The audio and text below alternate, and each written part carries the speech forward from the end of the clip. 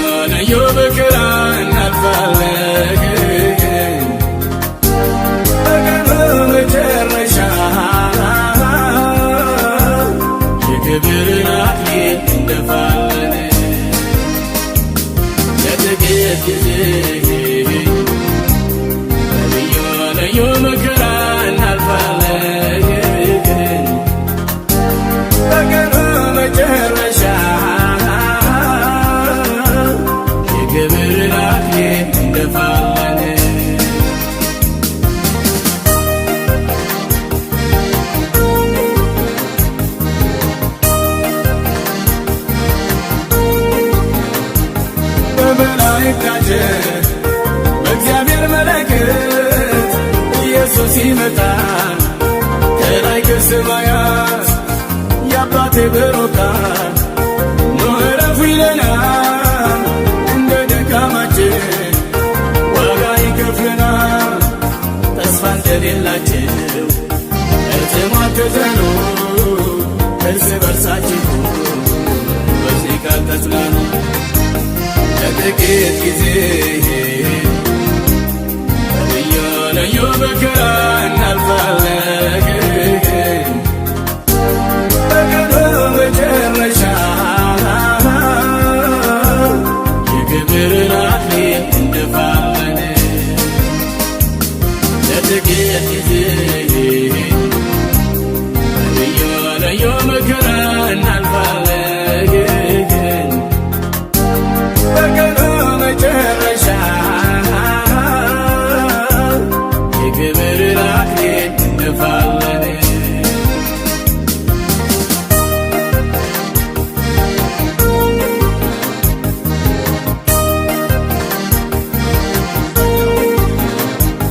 በጌታ የሞቱ እንደ ቃልህ እግዚአብሔር አምላክ ሆይ በቃልህ እንድንጽናና የቃልህን እውነት እንድናውቅ እግዚአብሔር አምላካችን ሆይ እንጸልያለን።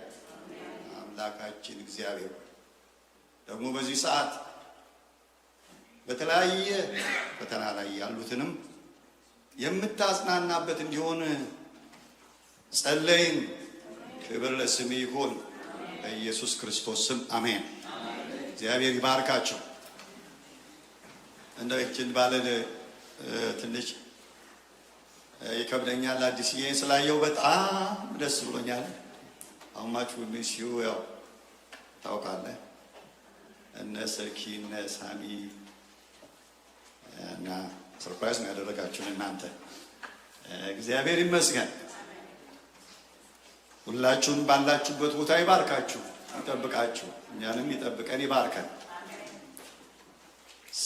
መከራና ውጤቱ በሚል ነበር ባለፈው የጀመርነው። መከራ የሚለው ቃል ቶሎ ብዬ አጭር ነገር ጣልጣል አደርጋለሁ ከተንጠለጠለ ነገር እንዳልጀምር ለዛሬ ለምሰሙኝ ባለፈው ሳምንት ላልነበራችሁ ትራያል ኤንድ ትሪቡሌሽንስ ነው የሚለው እንግሊዘኛው። ትሪቡለም ከሚለው ቃል የመጣ ነው ይላል። ፈተናና መከራ የሚለውን ትሪቡሌሽን የሚለው ትሪቡለም ከሚለው ቃል ነው የመጣው። እሱ ምንድነው? ስንዴ የሚፈጭበት የሚፈተግበት፣ ገለባው ከስንዴው እስኪለይ ድረስ የሚታሽበት ከእንጨት የተሰራ መውቂያ ነው ብለን ተነጋግረናል። መከራ የማይቀር ነው ብለናል። ጌታ ሲናገር በእኔ ሳላችሁ ሰላም እንዲሆንላችሁ ይህን ነግሬያችኋለሁ። በዓለም ሳላችሁ መከራ አለባችሁ፣ ነገር ግን አይዟችሁ እኔ ዓለምን አሸንፌአለሁ። ቤት ሳላችሁ፣ በዓለም ሳላችሁ የት ያለ ነው ወገኖቼ? ስለዚህ ምን አለብን? መከራ አለብን። በእምነታችን ምክንያት የሚመጣ መከራ አለ። ሁለተኛ ጴጥሮስ ምዕራፍ 4:12 ወዳጆች ሆይ በእናንተ መካከል እንደ እሳት ሊፈትናችሁ ስለሚመጣው መከራ ድንቅ ነገር እንደመጣባችሁ አትደነቁ። መከራ ስለመጣ አትደነቁ። አዲስ ያልተጠበቀ ነገር መሆን የለበትም። ይመጣል ብሎ ይናገራል። የብልጽግና ወንጌል ይሄ ማለት መጽሐፍ ቅዱስ ሌላ ወንጌል የሚለው የክርስቶስ ያልሆነ ወንጌል የሚለው በእኔ ሳላችሁ መከራ አለባችሁ የሚለውን ይወስዱና በጌታ ካለህ ምንም መከራ የለብህም ብለው ያስተምራሉ። መጽሐፍ ግን እንደዚህ አይልም። ኢሳይያስ 53:4 ላይ ምንድነው? አንዳንድ ጊዜ መከራ የደረሰባቸው ሰዎች ሁሉ እስኪኮነኑ ድረስ ይሆናሉ። እንደው እግዚአብሔር ምን አድርጎ ይሆን ይሄ ሁሉ መከራ? ከሰውየውና በእግዚአብሔር መካከል ያለውን ነገር ምንም ሳናቅ በሰው ላይ ከመናገር እግዚአብሔር ይጠብቃል። እና ምን አድርጎ ነው ሰውዬ?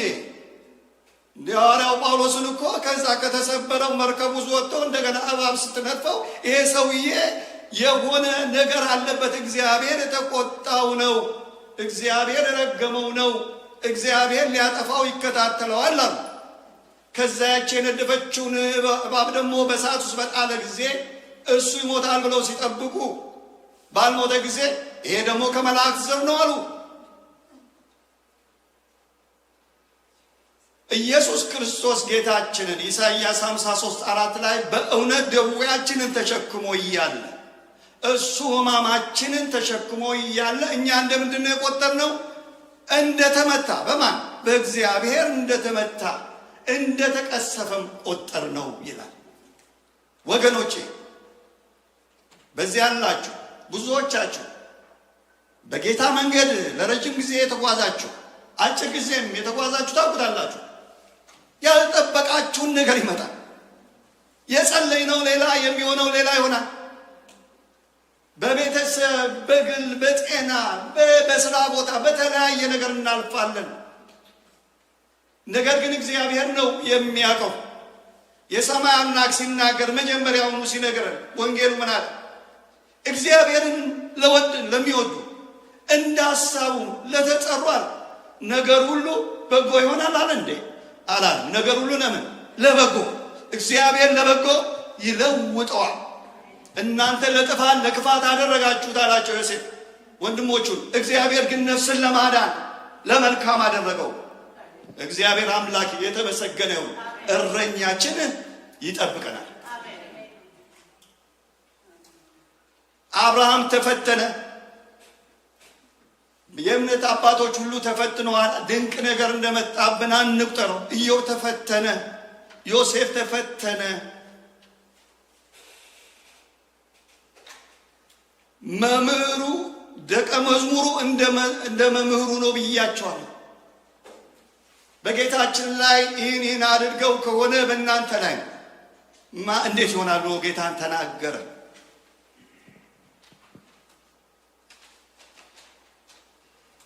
ቲርቱሊያን የተባለው ሰው እንዲህ ብሎ ተናገረ ይባላል። ከክርስትና አባቶች አንዱ ባለፈው የጠቀስኩላችሁ ቤተ ክርስቲያን የቆመችው በሰማዕታት ደም ላይ ነው። በታረዱ ላይ ነው። በተደበደቡ ላይ ነው። በተገረፉ ላይ ነው። ዋጋ የከፈለ ነው ወንጌልን ያሻገራል። እግዚአብሔር ይመስገን። ሁለተኛ ልዩ ልዩ ፈተና ነው ብዬ ነግሬያችኋለሁ። የተለያየ ነው። እግዚአብሔርን በመፍራት ስንሄድ የሚመጣብን እግዚአብሔርን ስንከተል ስለ እምነታችን የምንከፍለው ዋጋ አለ። ዓለም አልተገባቸውም እና ይላል ዕብራውያን ላይ ሲናገር ዓለም የነሱ አይደለችምና ከዓለም አይደሉምና በአመፃ በሚገኝ ሀብት እምቢ በማለት የሚመጣ ድህነት መማቀቅ አለ። በጤና መፈተን አለ። የመካኒሳ መካነ ኢየሱስ አገልጋይ የነበሩ ቄስ መኮንን ነገራ በጥቂቱም ቢሆን አብረን አገልግለናል ማለት አባት ናቸው። እንዲሁ እዚህ አሜሪካ ሲመጡ እኚህ ሰው እጃቸው ሁለቱም እጅ እንደዚህ ነው። ነገር ግን በሳቸው እጅ ስንት ሰው ተፈወሰ? በሳቸው እጃቸው ያንን የታመመ እጃቸውን የጫኑ ስንት ሰው ተፈወሰ? ኢየሱስ ክርስቶስ የፈወሰን በሙሉ ነው። በቁስሉ ነው። እንዲሁ ቅዱሳን በተለያየ መከራ ውስጥ ያልፋሉ። እንደገና እውነተኛ ጥሪ የተጠራ እግዚአብሔርን ሸክም የተሸከመ ሰው ዋጋ ይከፍላል። አባቶቻችን ያየው ነው እና እንደ ጌታ ኢየሱስ በእንባና በደም ተነግሮ ተቸግሮ መከራን እየተቀበለ እየተሰቀለ እየተገረፈ ከመስቀል ውረድ የሚለውን ድምፅ እየሰማ እግዚአብሔር ከሰጠኝ አደራ አልወርድም እሱን አልጥልም ብሎ ጨክኖ መራራውን ጽዋ እየጠጣ የሚያሳልፍ ስንት አገልጋይ አለ መሰላችሁ? በቴሌቪዥን ላይ ግን አናየው። ፌስቡክ ላይ ራሱን አይለጥፍም። ሶስተኛ ጊዜያዊ ነው ብያቸዋለሁ። ቅድም እንዳነበብኩት ያዕቆብ ላይ እንደገና ጴጥሮስ ላይ እስከ 6 እስከ 7 አንደኛ ጴጥሮስ ከ1 በዚህ እጅግ ደስ ይለኛል። ነገር ግን በእሳት ምንም ቢፈተን ከሚጠፋው ወርቅ ይልቅ አብልጦ የሚከብር የተፈተነ እምነታችሁ ኢየሱስ ክርስቶስ ሲገለጥ ለክብር እና ለምስጋና ለውዳሴ ይገኝ ዘንድ ለጥቂት ጊዜ በልዩ ልዩ ፈተና አላችኋል። እንደተዘምረው ለጥቂት ጊዜ ጥቂት የሚለው እንግዲህ መጽሐፍ ቅዱስ ያነጋገር ነው። በአመት ለክቶ አልነገረንም። ለእስራኤላውያን ለምሳሌ 400 ዓመት ነው። ለሙሴ ኦልሞስት 30 years ነው። ለዳዊት ስንት እንደሆነ አላውቅም። ለኢዮብ ስንት እንደሆነ አላውቅም። ነገር ግን ጥቂት ነው የሚለው እግዚአብሔር ግን ከዚያ ያወጣል።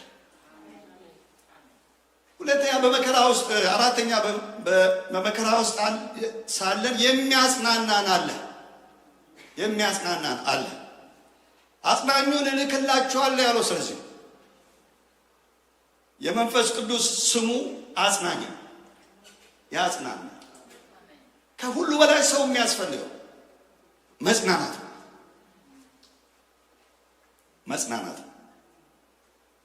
ነገ ተስፋ አለ። ነገ እንደ ዛሬ አይሆንም ብሎ የሚናገረው ሰው ያጽናናዋል። ሁለተኛ ቆሮንቶስ ከ1 ምዕራፍ 1 ከ3 እስከ 4 የርኅራኄ አባት የመጽናናት ሁሉ አምላክ የሆነ የጌታችን የኢየሱስ ክርስቶስ አምላክና አባት ይባረክ። ለምን? እርሱ በመከራችን ሁሉ ያጽናናናል። ሁሉ አይቀርም፣ ባለንበት ቦታ ይመጣል። ባለንበት ቦታ ይገኛል።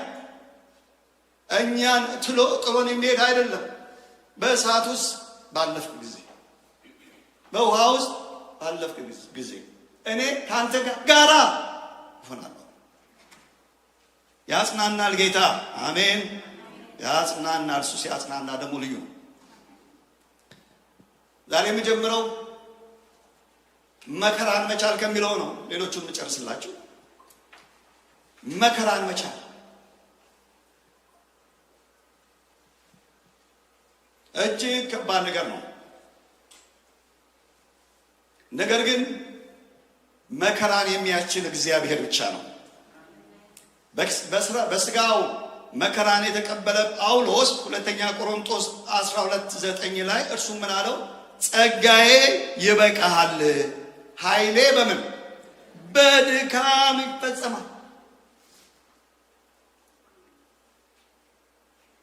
ጸጋዬ ነው የሚያቆምህ፣ ጸጋዬ ነው የሚያጸናህ፣ ጸጋዬ ነው ኃይል የሚሆንህ። በድካምህ እኔ በረታለሁ አለ ጌታ።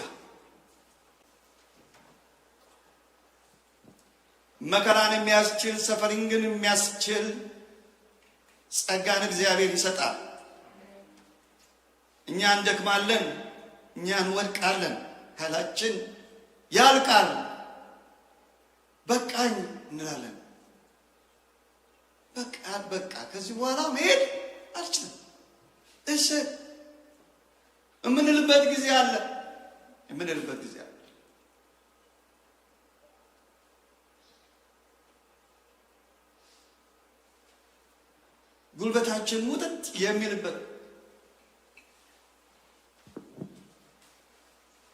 ጉልበታችን ሙጥጥ የሚልበት፣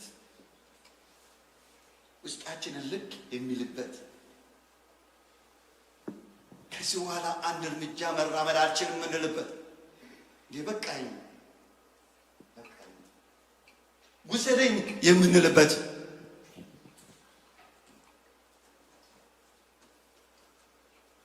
ጊዜ አለ። ለደካማ ኃይልን ይሰጣል፣ ጉልበት ለሌለው ጉልበት ይጨምራል። ብላቴኖች ይደክማሉ ይታክቱማል፣ ጎበዛዝቱ ይላል፣ ጎበዞቹ ይላል፣ ጡንቸኞቹ ይላል። በቃ ምንም አይነካው የሚመስሉ ሰዎች ይላል ፈጽሞ ይወድቃሉ። ፈጽሞ እግዚአብሔርን በመተማመን የሚጠባበቁ ግን ኃይላቸውን ያድሳሉ፣ እንደ ንስር በክንፍ ይሮጣሉ፣ አይታክቱም፣ ይሄዳሉ፣ አይደክሙም። እግዚአብሔር የኛ እግዚአብሔር፣ ያንተ እግዚአብሔር፣ ያንቺ እግዚአብሔር። አንድ ወንድም ሲዘምር ምን አለ? እግዚአብሔር ሰውን ይሆን ከቶ ምን መዋጠ ነው? እግዚአብሔር ሰው ይሆን፣ እግዚአብሔር ግን ሰው አይደለም። እንደ ሰው አይሰለችም።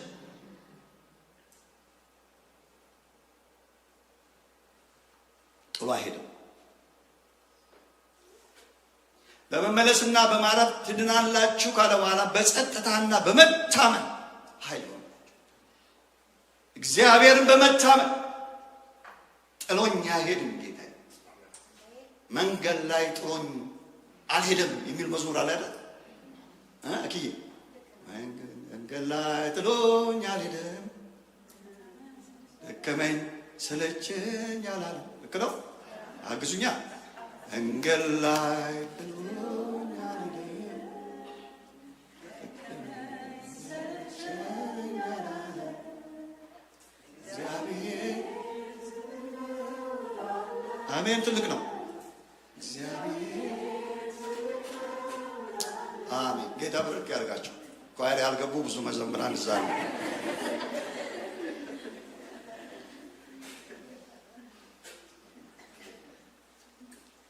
ጥሎ አይሄድም ጌታ። ያስችላል ጌታ። ባለፈው ዘምሬላችሁ ነበረ። ቃል ገብቼ ነበር፣ ቃሌን አልጠበቅኩም። በዚህም ሳምንት ዘምራለሁ ብዬ ነበረ። መልእክቱን ሳየው ከመዝሙር ጋር እስከ ምናልባት 6 o'clock ለቃቸው ነው። ስለዚህ መዝሙር ለጊዜው ይቅር ብዬ ነው እና ምን የሚል ነው የዘመርኩት የነበረው ከዚህ ቃል ላይ የተወሰደ ነው። ፊልጵስዩስ ምዕራፍ 4 12-13 መዋረድ አውቃለሁ፣ መብዛት አውቃለሁ፣ በእያንዳንዱ ነገር በነገር ሁሉ መጥገብን አውቃለሁ፣ መራብን አውቃለሁ፣ መብዛትን አውቃለሁ፣ መጉደልን አውቃለሁ። ይህን ተምሬአለሁ። ኃይልን በሚሰጠኝ በክርስቶስ ሁሉን እችላለሁ። አሜን አሜን አሜን። ኃይልን በሚሰጠን ኃይል የሚሰጥ ኃይል የሚሰጥ አለ። ኃይል ሲያልቅ ኃይል የሚሰጥ አለ። ለደካማ ኃይልን ይሰጣል፣ ጉልበት ለሌለው ጉልበት ይጨምራል ተብሎ የተጻፈው በእኛም ይፈጸማል። ክብር ለእግዚአብሔር ይሁን።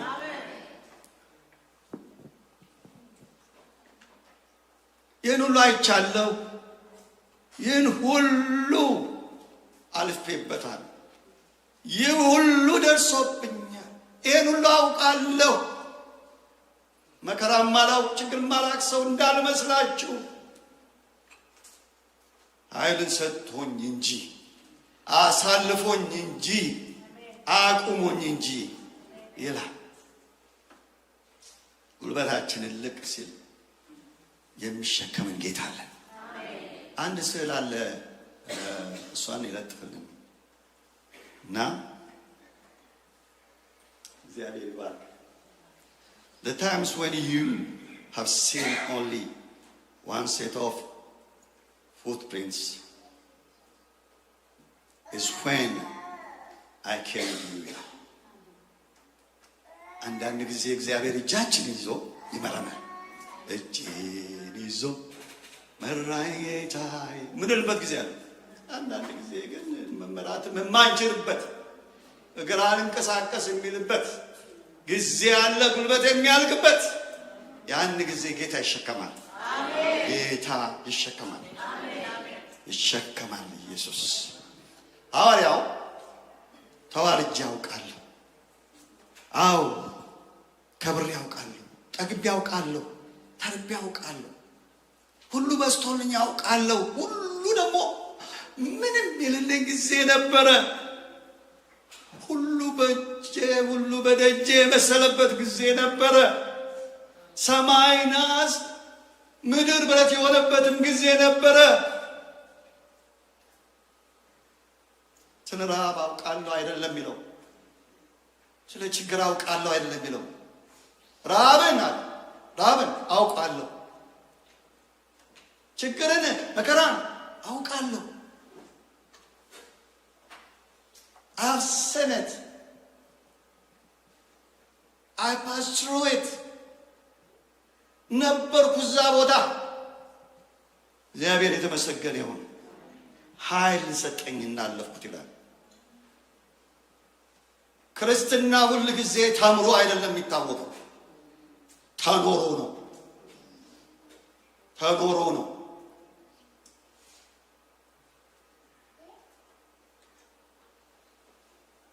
ከመከራ መውጫ፣ ከመከራ እንዴት ይወጣል?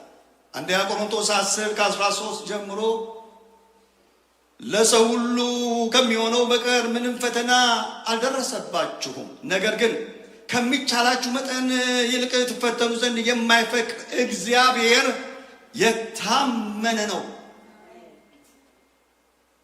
እግዚአብሔር የታመነ ነው፣ ለክፉ አሳልፎ አይሰጥም።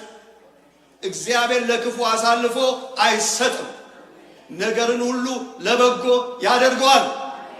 አደርገዋለሁ ያለ ለእናንተ ማስባትን ሐሳብ አውቃለሁ፣ ፍጻሜና ተስፋ ይኖራት ዘንድ የመልካም ሐሳብ ነው እንጂ የክፋት ሐሳብ አይደለም ያለ ጌታ ታማኝ ነው። እግዚአብሔር የታመነ ነው። ትታገሱ ዘንድ እንድትችሉ ከፈተናው ጋር መውጫን ደግሞ ያደርግላችኋል። መውጫን ያደርጋል ጌታ፣ መውጫን ያዘጋጃል ጌታ።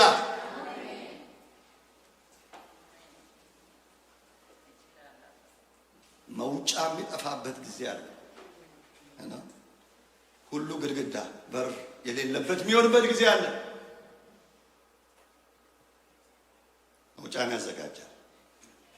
ከምንችለው ይልቅ አንፈተንም። ከአቅማችን በላይ እግዚአብሔር አይፈቅድም። የምንችለውን ብቻ ያሸክመናል። ሰቆቃ ኤርምያስ ላይ 3:27 እስከ 33 ሰው በታናሽነቱ ቀንበር ቢሸከም መልካም ነው፣ እሱ አሸክሞታልና ዝም ብሎ ለብቻው ይቀመጥ። ተስፋ እንደሆነው በአፉም በአፈር ውስጥ ያኑር። ጉንጩን ለሚመታው ይስጥ፣ ስድብንም ይጥገብ። ጌታ ለዘላለም አይጥልምና ያሳዝንም እንደ ምሕረቱ ብዛት ይራራልና የሰው ልጆችን ከልቡ አያስጨንቅም፣ አያሳዝንም። እርሱ አሸክሞታል ነው የሚለው። እሱ አንዳንድ ጊዜ ሌላው ይመስለናል። አንዳንድ ጊዜ ሰይጣን ያው የክፋት ሁሉ ምንጭ ነው እሱ። ሰዎች አንዳንድ ጊዜ እንዲህ ሲስተሙ ገቨርንመንቱ ይመስለናል። አንዳንዱን ወገኖቼ መንፈሳችሁ ይለየዋል። እሱን ያሸከማል። እሱ አሸክሞታል። ሌላ ያሸከመው እሱ ራሱ ነው፣ ሌላ ሰው አይደለም። ይሸከመው ነው የሚለው። ያሸከመውን ይሸከመው። እሱ እንደ ምሕረቱ ብዛት እንደ ርኅራኄው ብዛት ለዘላለም አይጠልም፣ አለ አጠገብ ማለት ነው። ከመከራው ደግሞ መውጫን ያዘጋጃል። ወደ እቶን ሰዓት የሚጥል ወደ አንበሳ ጉድጓድ የሚወረውር ሊኖር ይችላል። እግዚአብሔር ፈቅዶ እግዚአብሔር ወዶ እግዚአብሔር እያየ ስላልነበረ አይደለም። ወደ እሳት ሲጣሉ ያልነበረ አምላክ እሳት ውስጥ ከገቡ በኋላ ሊያወጣቸው አልመጣም። ሲገቡም ነበር።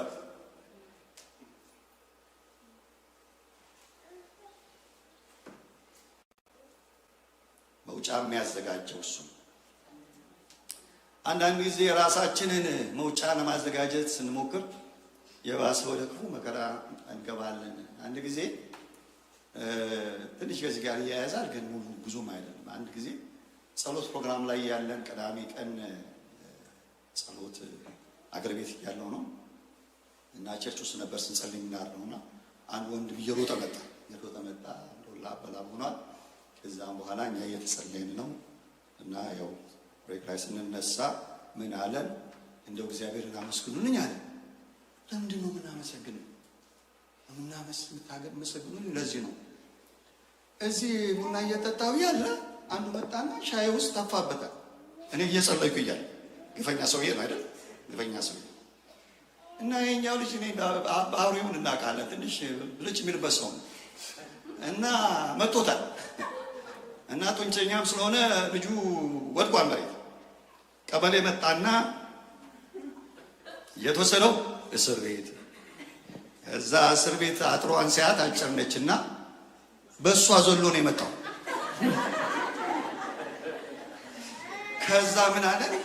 ወገኖቼ እግዚአብሔር ስላወጣኝ አመስግኑልኝ አለ። እና አንድ ጊዜ ከሁሉም ልጅ እኔ ነበርኩና ምንም አሁንም አንዳንዴ ይቸገራለሁ። እንዲሁ ዝም ብዬ ነው በጣም እንደው የትህትናና እንደው አለስልሽ መናገር አይሆንልኝም። እና ምን አልኩት? እኔ አልጸልይም አልኩ። አንተው ገባህ፣ አንተው ወጣህ፣ እግዚአብሔር አላወጣህም። እግዚአብሔር የሚያወጣው እሱ ያስገባው ውስጥ ነው። አንዳንድ ጊዜ ግን ያው በቸርነቱ ይራራና እንደው እኛም የገባንበትም ያስወጣናል እንጂ እና ለራሳችን መውጫ አናብጅ፣ እግዚአብሔር ያወጣናል። አንድ ጊዜ ኤርምያስ ምዕራፍ 42 ላይ ምን የሆነ የባቢሎን ንጉሥ ኢየሩሳሌምን በወረደ ጊዜ ከዛ ምን አሉ? ብዙዎችን ወሰደ፣ ብዙዎችን ማረከ፣ ብዙዎችን ገደለ።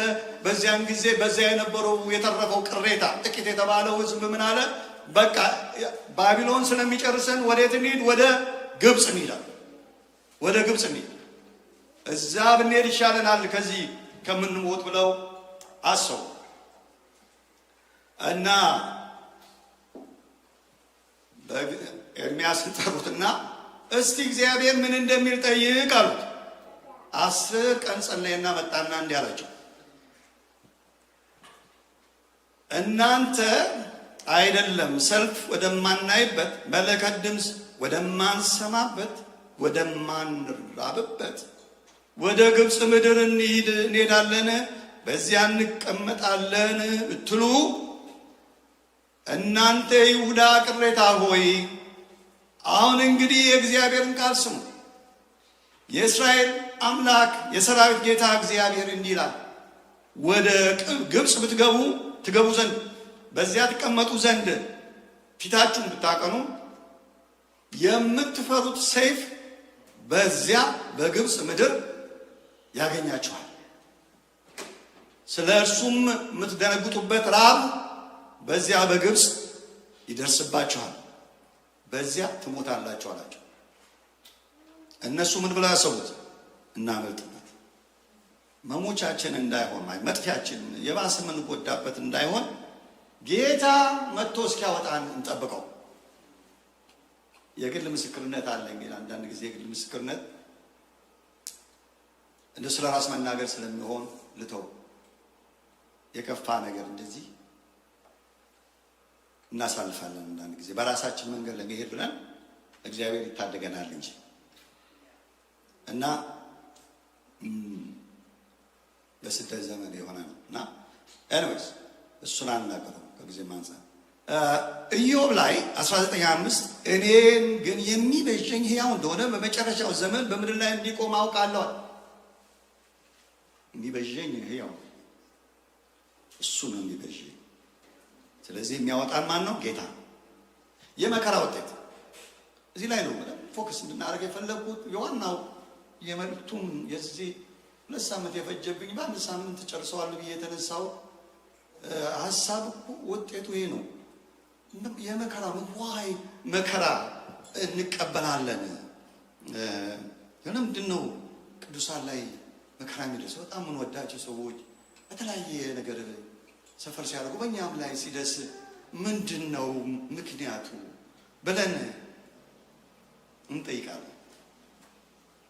ቅድም ያነበብነውን ቃል እንደገና እናስበዋለን።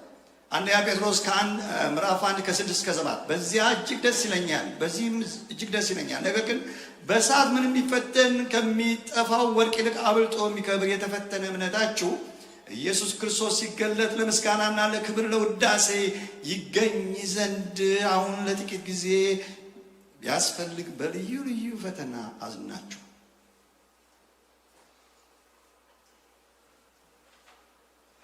ወርቅ እንደ ወርቅ ይፈተናል።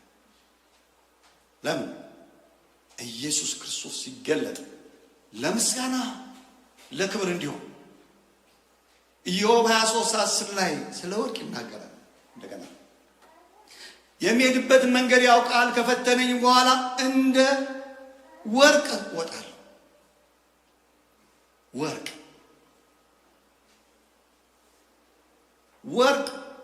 ወርቅ መሆኑን የሚወሰነው ወርቅ ነው የሚባለው ሲፈተን ነው። የሚፈተነው ደግሞ በእሳት ነው።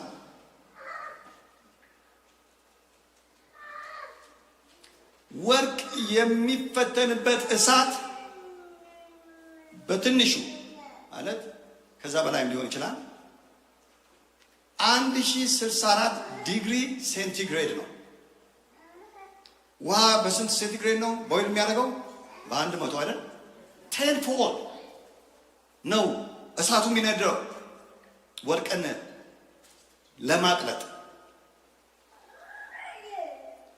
ወርቅ በእሳት ውስጥ ባለፈ ቁጥር ባለፈው መጠን ባለፈበት ድግግም መጠን ዋጋው ይጨምራል።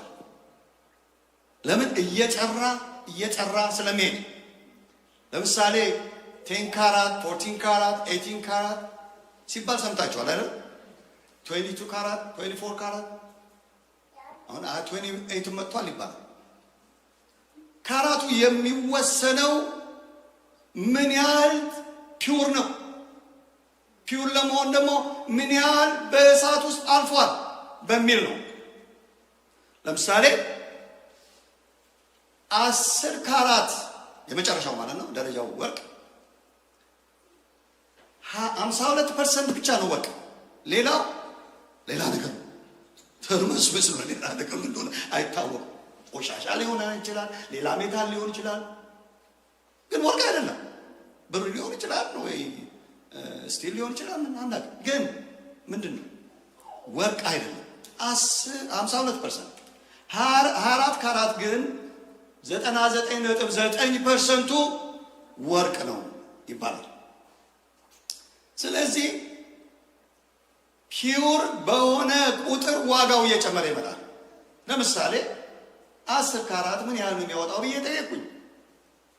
ልገዛ አይደለም ቼክ ለማድረግ ብዬ 10 ካራቱ ስንት መሰላችሁ? በግራም $60። 24 ካራቱስ $150።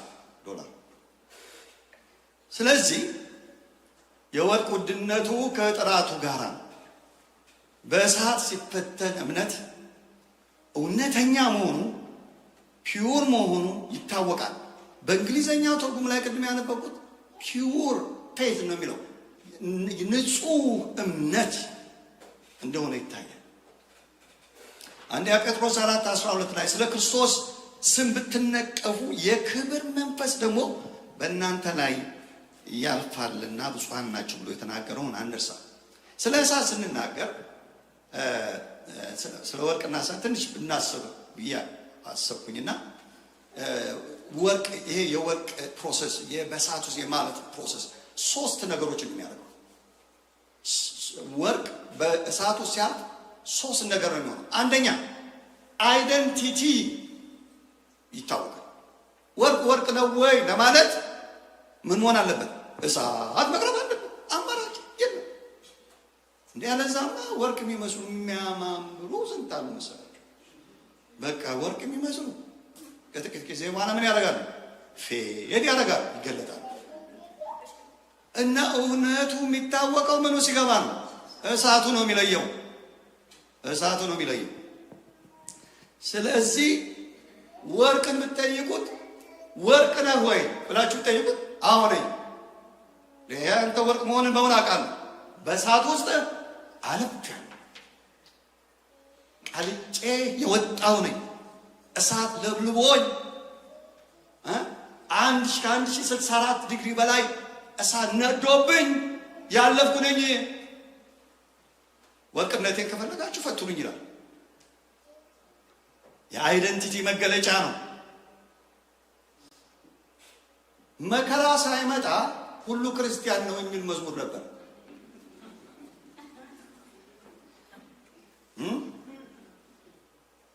ይህ ኮንፍራንስ የሚካፈለው ሁሉ ቸርች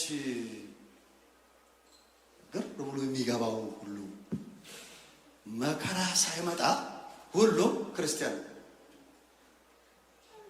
መከራ ሲመጣ ነው። መከራ ሲመጣ ነው ብዙ ነገር የሚገለጠው። መከራ ይለያል። መጀመሪያ የሚያደርገው ማን ላይ እንደቆምን ይናገራል። በአለቱ ላይ የተሰራው ቤት ማን ላይ እንደሆነ የታወቀው ምን ሲመጣ ነው? ጎርፉ የመጣ ጊዜ፣ ንፋሱ በነፈሰ እስከዛ ድረስ ሁለቱም መልካቸው አቤት አቤት እንዴት ያምራል መሰላችሁ። እንዲያውም ያኛው ሳይበልጥ አይቀርም በመልኩ።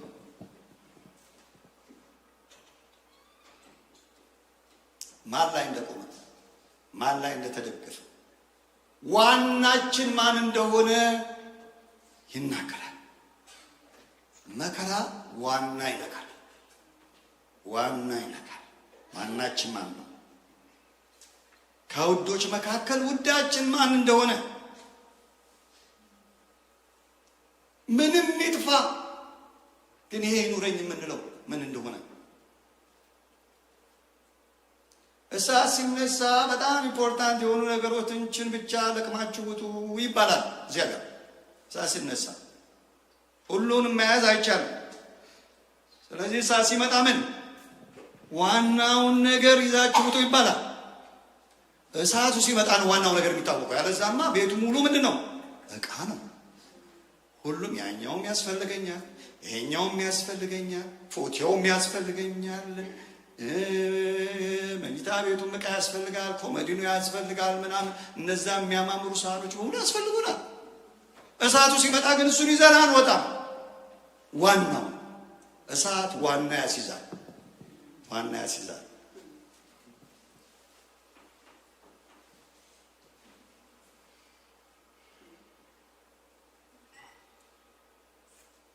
ለአንዱ ሲባል ሁሉ የሚተውበት ነው። ለአንዱ ሲባል እሳቱ ምን ያደርጋል? ለአንዱ ሲባል ሌላው መጣ። ለወርቁ ሲባል፣ ለዋናው ለእምነታችን ሲባል፣ ለሱ ስንል ሌላው ይቅርብኝ የምንልበት ጌታ ሆይ ጨርቅን ይዤ እማጸናለሁ የሚለው መዝሙር መጀመሪያ የሰማሁት ጊዜ እኔ በካሴት አለኝ። በካሴት በሲዲ አይደለም፣ በካሴት አለኝ። ጌታ ሆይ ጨርቅህን ይዤ እሞታለሁ ነው። እሞታለሁ፣ አንተን አልለቅም፣ ብሞት ይሻለኛል። ጨርቅህን ይዤ ልሙት፣ ጨርቅን ለቅቄ ከምኖር፣ ካንተ ተለይቼ ከምኖር ጨርቅህን ይዤ እዛው ሬሳ ልሆን። መኃልየ ላይ ያቺን ሴት ከውዶች መካከል ውድሽ ማን ነው? ከሌሎች ወዳጆች ይልቅ የምትወጂው ውድሽ ማን ነው? ሌሎችም ትወጂ ይሆናል፣ ነገር ግን ዋና ውድሽ ማን ነው ብሎ ጠየቋት። ወዳጅ ሳይሆን ውድ። ወዳጅ ማብሷል። ውድ ማን ነው? ከውዶች የላቀ ውድ፣ ከሁሉ በላይ የምትወጂው ውድ ማን ነው?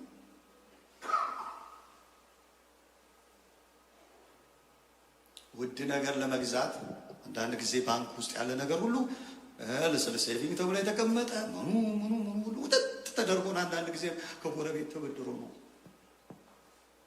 ሀብት ተሸጦ ነው። ውድ ነገር ውድ ነው። ርካሽ ነገር ነው ርካሽ። ሁሉን ርካሽ የሚያደርግ ውድ የሆነ ግን አለ። ሁሉን ርካሽ የሚያደርግ ውድ የምንለውን ሁሉ ውድ አይደለም እንድንል የሚያደርግ አንድ ውድ አለ።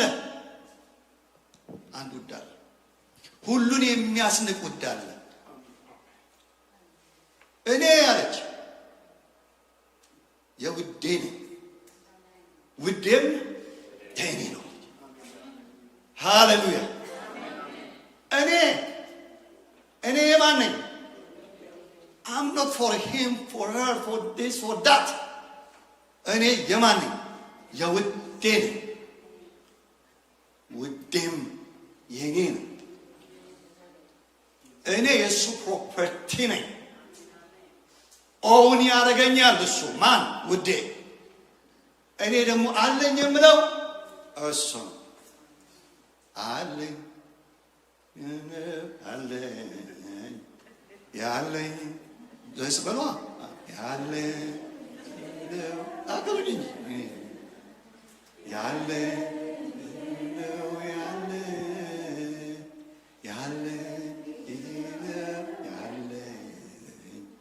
ያለኝ ኢየሱስ ነው ያለኝ። አሜን አሜን አሜን። ያለን ጌታ ነው። ሃሌሉያ ሃሌሉያ። ሰው በወርቁ፣ ሰው በብሩ፣ ሰው በከሌው፣ ሰው በዛ ይመካል። እኛ ግን ቁጠሩ ብንባል ጓዳችን ውስጥ ያለው አንድ ነው፣ ኢየሱስ ይባላል። አሜን አሜን አሜን። ውዳችን ኢየሱስ፣ ውዳችን ኢየሱስ። ከውዶች ይልቅ ውድሽ ማን ነው ስላት፣ አኖ ውዴ የኔ ነው፣ እኔም የውዴ። አለቀ ፔሪድ። እኔ የማን ነኝ? ሃሌሉያ። እኔ የውዴ ነኝ በሉ እስቲ። እኔ የውዴ የኔ የራሴም አይደለው። የማን ነው? እሱ ነው የውዴ። ስለዚህ እሳት ሲመጣ ውዳችን ያስይዘናል። ሁለተኛ እሳት ሲመጣ ደግሞ ምን ያደርጋል? ያጠራናል።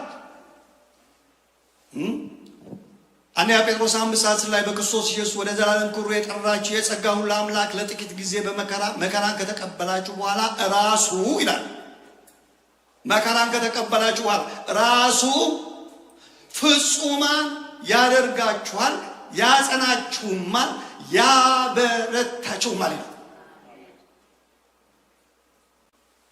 ምንድን ነው የሚያደርገው? መከራን ከተቀበላችሁ በኋላ ይላል ስትወጡ ማለት ነው። ስትወጡ ከዛ ካለፋችሁበት መከራ ኖበዲ አንደርስቱድ ዩ ማንም አልገባውም የእናንተ ነገር የምታልፉበት በዛ ፈተና ውስጥ አልፋችሁ በዛ መከራ ውስጥ አልፋችሁ ስትወጡ ምን ያደርጋል? ፍጹማን ያደርጋችኋል፣ ያበረታችሁ። ደክማችሁ አትወጡ። ደክማችሁ ገብታችሁ ሊሆን ይችላል፣ በርትታችሁ ነው የምትወጡ ይላል። ክብር ለእግዚአብሔር ይሁን። መከራ ፍጹም ያደርጋል።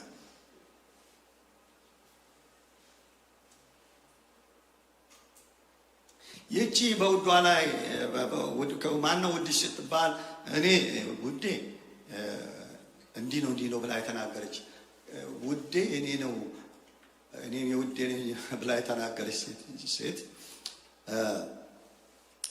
አየኋት አንድ ጊዜ ከጥቂት ጊዜ በኋላ ስትወጣ ከየት ስትወጣ መሰላችሁ? ከምድረ በዳ ስትወጣ፣ ከለመለመ ስፍራ፣ ከሚያመች ስፍራ፣ ደስ ከሚል ስፍራ አይደለም፣ ከምድረ በዳ ምንም ከሌለበት ቦታ ስትወጣ አየኋት እና እጃቸውን በአፋቸው ላይ አድርገው በውዷ ላይ ተደግፋ ከምድረ በዳ የምትወጣ ይቺ ማናት አሉ። በመገረም በማን ላይ ተደግፋ? በውዷ ላይ ተደግፋ። እኔ ወደ ምድረ በዳ ስገባ ስንት ነገር ይዛ እንደገባች አላውቅም፣ መጽሐፉም አይናገርም። ግን ስትወጣ ከመከራዋ ስትወጣ፣ ከእሳቱ ስትወጣ፣ ከበረሃው ስትወጣ፣ ከምድረ በዳው ስትወጣ ምን ይዛ ነው የወጣችው? ጌታዋን ይዛ ወጣች። እግዚአብሔር የተመሰገነ ይሁን። ጌታዋን ይዛ ወጣች።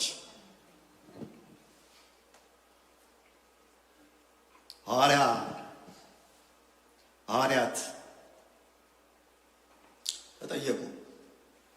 ማን ነው ጠያቂው? ጌታ ራሱ። እናንተ ልትሄዱ ትወዳላችሁ አላቸው። ጌታ ሆይ አሉት። ወደ ማን እንሄዳለን? ወደ ማን? ወዴት ይኬዳል? ስለ ቦታ አይደለም ጥያቄያቸው። ቦታማ ሞልቷል። ካንተ ወዴት ይኬዳል? አንተ ከምትቀር ሁሉም ይቀራሉ። ሶስተኛ እሳት ወርቅን ያቀልጠዋል። ወርቅ ሲገባ ጥቅር ብሎ እንደ በመዶሻም እንኳን እንዳይሰበር በመዶሻ በብረት ብትቀጠቅጡት እስቲ ከእናንተ ብርቱ አንድ ሰው ይምጣ እስቲ የቀለበቱን እንትን ይስበራል። አይችልም። ጠንካራ ነው። ምን እስኪመጣ? እሳት እስኪመጣ። ለሰሪው አመቺ እንዲሆን ሰሪው እንደወደደ እንዲሰራው እሳት ምን ያደርገዋል? ወርቁን ያቀልጠዋል። አንዳንዱ መከራችን ለጌታ እንድንመች የሚያደርገን ነው። ጠንካራ ማንነታችን አልነኬ ባልነታችን ባይነታችን መከራ አፍርሶ የሚሰራ ነው። የመፍረሻ ቦታ ነው።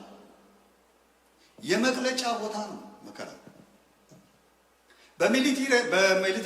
በሚሊተሪ እንትን ትሬኒንግ ውስጥ የመጀመሪያዎቹ ትሬኒንጎች ማፍረስ ናቸው። ማንን ማፍረስ? ሰውየው ማፍረስ። ማንነቱን ስብሩን ነው የሚያውቁት። ሌሊት ተነሳ ምናምን ጥቂት ሲያጠፋ በል 50 ፑሻፕ ስራ። በቃ ያ እንደው እንደዚህ የሚለው ሰውዬ በቃ ሰበርበር ያረጉትና ምን ያረጉታል? ወታደር ያረጉታል እከሌ የነበረውን ሰውዬ። ከዛ በኋላ አንዱ ከአንዱ መለየት እስከማይቻል አንድ ይሆናል። መከራ እንደዛ ነው የሚያደርገው። ፊልጵስዩስ ምዕራፍ 1 ቁጥር 6 በእናንተ መልካም ስራ የጀመረው እስከ ኢየሱስ ክርስቶስ ቀን ድረስ እንዲፈጽመው ይህን ተደርቻለሁ ይላል። እዚች ቦታ ትንሽ የአማርኛው ላይ ትንሽ በዚህኛው ትርጉም ላይ የተዋት ነገር አለች። በእናንተ አይደለም፣ በእናንተ ውስጥ ነው። በእናንተ ውስጥ በእናንተ በኩል አይደለም፣ with you አይደለም፣ but in you ጌታ የጀመረው ስራ ነው። በአንተ ውስጥ በአንቺ ውስጥ እግዚአብሔር የጀመረው ስራ። ብዙውን ጊዜ ስለ አገልግሎት ነው ይሄን የምናነሳው አይደለም። ለአገልግሎት አይደለም፣ ስለኛ ነው። ማንነታችን ነው የሚናገረው። ክርስቶስ ወደ መምሰል የሚሰራንን ማንነት መልካም አድርጎ ለመስራት እኛን ጌታ የሚጠራው ነው የሚናገረው። በእናንተ ውስጥ መልካም ስራ ነው የጀመረው ይላል። በማንነታችሁ ላይ ጌታ የጀመረው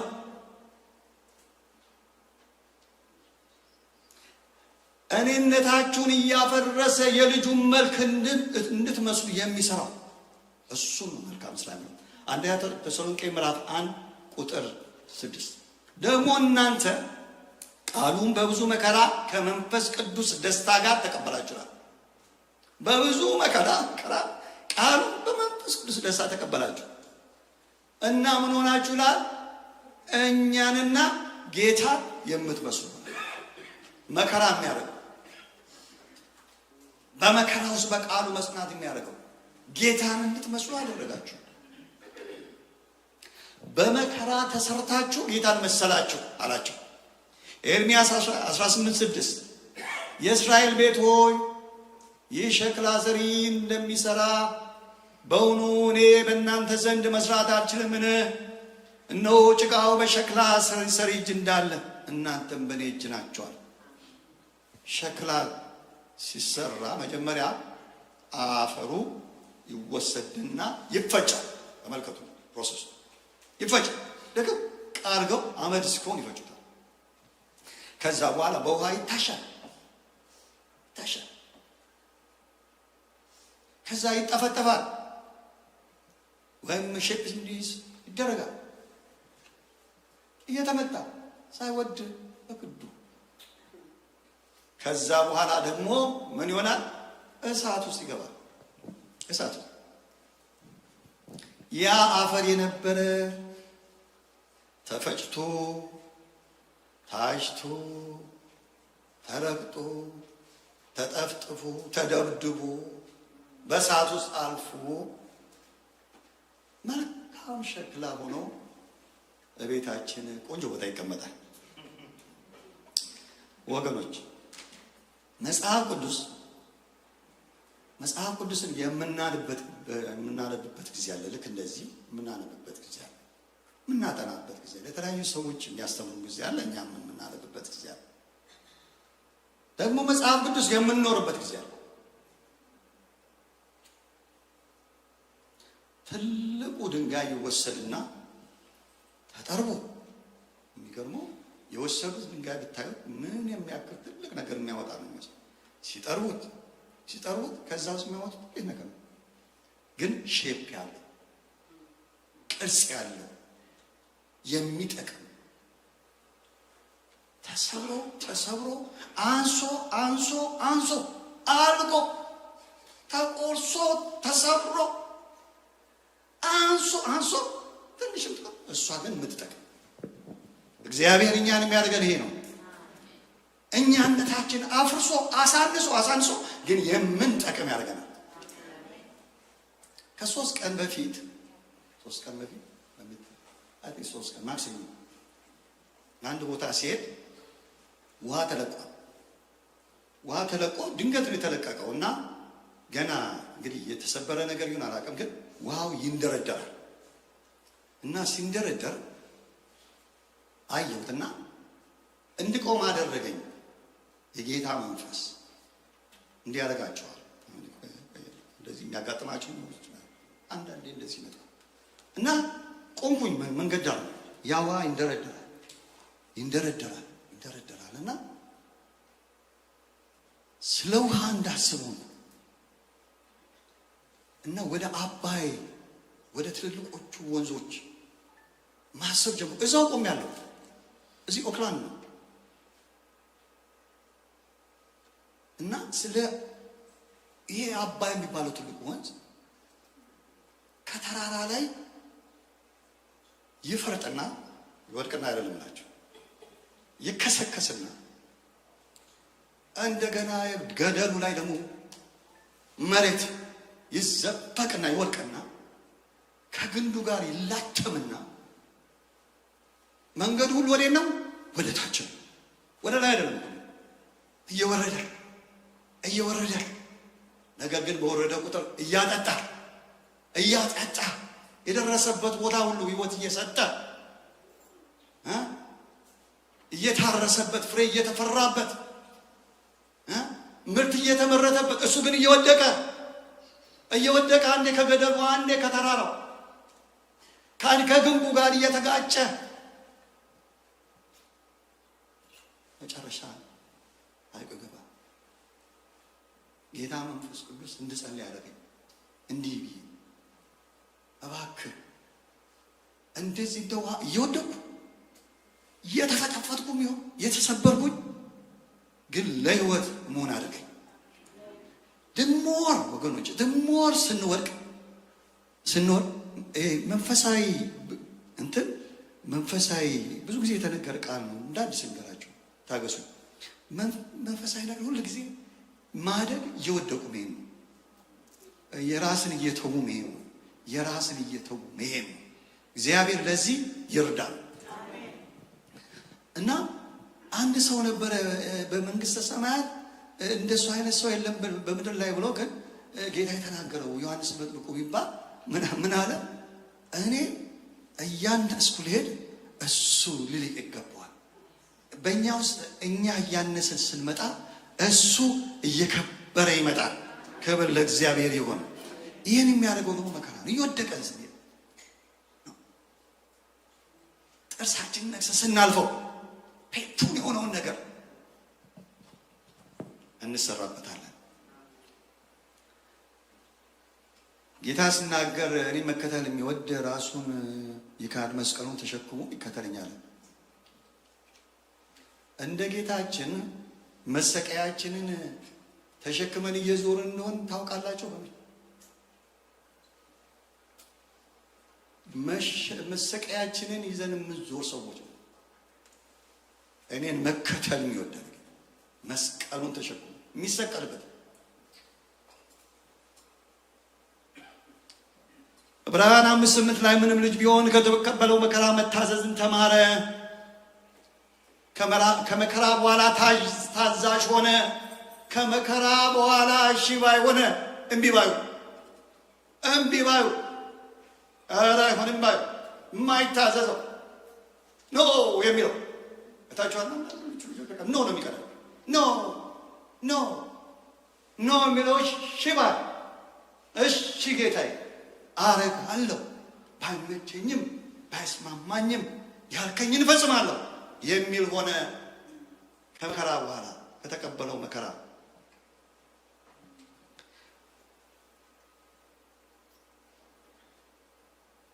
ወደ ክርስቶስ ሙላትና ፍጹምነት እንድናርግ የሚያደርገን ነው። የዲሳይፕልሺፕ ትሬኒንግ በየቸርቹ ይሰጣል። እኛም ቸርች በመጠኑ ግን እውነተኛው ዲሳይፕልሺፕ ያለው በመከራ ውስጥ ሙሉ ለሙሉ መታዘዝ፣ ሙሉ ለሙሉ መሰጠት፣ ሙሉ ለሙሉ ራስን መስጠት ያለበት ቦታ ነው። ለእግዚአብሔር የሚመች ማንነት፣ እግዚአብሔር ደስ የሚሰኝበት ህይወት። 2-4 ላይ ቅድም የተናገረውን ቃል አንደኛ ያዕቆብ እንደው ብታስተውሉት ብናስተውለው ማለት ነው። አብረን ብናስተውለው፣ እኔም ባስተውለው እናንተ ብታስተውሉት ምንድን ነው የሚለው?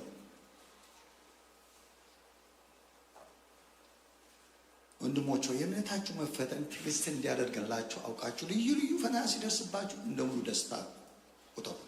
ትዕግስት ምንም ይጎላችሁ ሳይሆን ፍጹማን እና ሙሉአን ትሆኑ ዘንድ ስራውን ይፈጽም።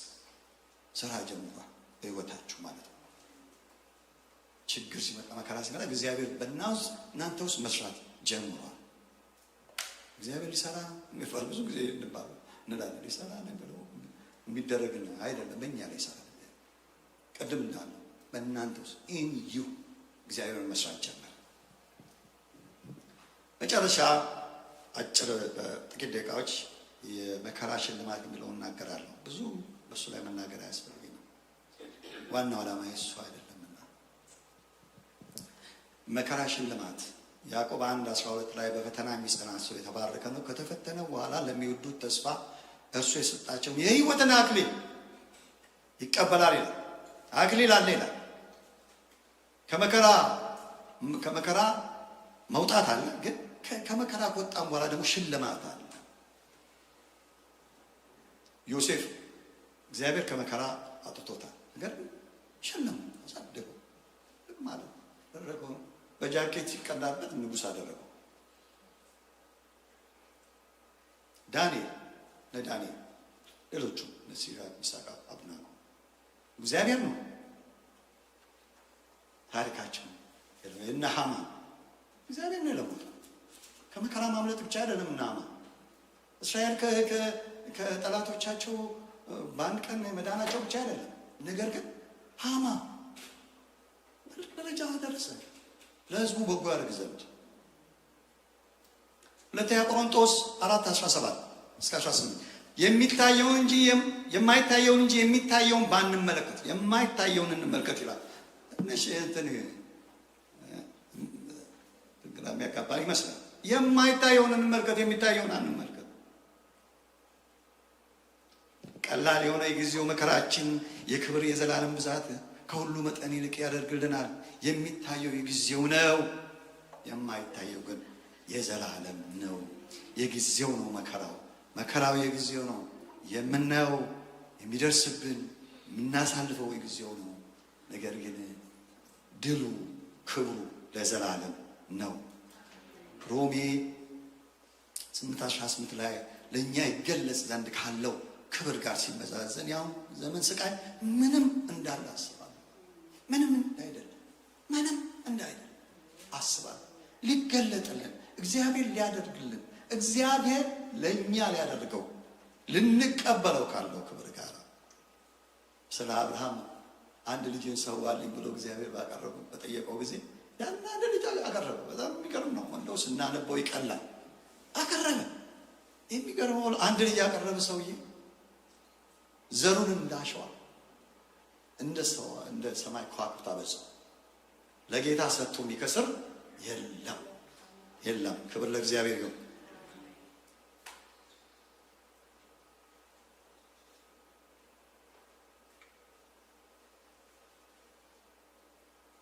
የመጨረሻውን ቃል ቆመን እናነብና ጸልየን እንጨርሳለን። ራእይ 7:14 ላይ ያለውን አብረን ቆመን እናነብና በጸሎት እንጨርሳለን። ራእይ እግዚአብሔር ይባርካቸው። 7:14 ላይ 7:14 እንደዚህ ይላል። ከ13 ጀምሮ ከሽማግሌዎቹ አንዱ ተመልሶ እነዚህ ነጩን ልብስ የለበሱ እነማን ናቸው? ከወዴትስ መጡ አለኝ። እኔም ጌታ ሆይ አንተ ታውቃለህ አልኩት። አለኝም እነዚህ ከታላቁ መከራ የመጡ ናቸው። ልብሳቸውን አጥበው በበጉ ደም አነሱ። በእግዚአብሔር ዙፋን ፊት አሉ። ሌሊትና ቀን በመቅደሱ ያመልኩታል። በዙፋኑም ላይ የተቀመጠው በእነሱ ላይ ያድርባቸዋል። ከእንግዲህ ወዲህ አያራቡም፣ ከእንግዲህ ወዲህ አይጠሙም። ፀሐይም ትኩሳትም ሁሉ ከቶ አይወርድባቸውም። በዙፋኑ መካከል ያለው በጉ እረኛቸው ይሆናል። ወደ ሕይወት ውሃ ምንጭ ይመራቸዋል። እግዚአብሔርም እንባቸውን ሁሉ ከዓይናቸው ያብሳል። የሰራዊት ጌታ እግዚአብሔር ሆይ በዚህ ሰዓት እነሆ በተለያየ መንገዱ ስለሚያልፉ ወገኖች እግዚአብሔር ሆይ ካንተ የሆነ አምላካችን ሆይ ከሰማይ የሆነ ብርታት እንዲሰጣቸው እንጸልያለን። የሚያጸና መንፈስ መከራን ስትቀበሉ የክብር መንፈስ በእናንተ ላይ ያርፋል ያልከው ያ የክብር መንፈስ በእነሱ ላይ እንዲሆን እግዚአብሔር ሆይ አንተ እስክታወጣቸው ድረስ ባሉበት ቦታ አንተን ታምነው እንዲጸኑ እንድትረዳቸው እንጸልያለን። ስለ ቃል ተመስገን። በኢየሱስ ክርስቶስ ስም አሜን።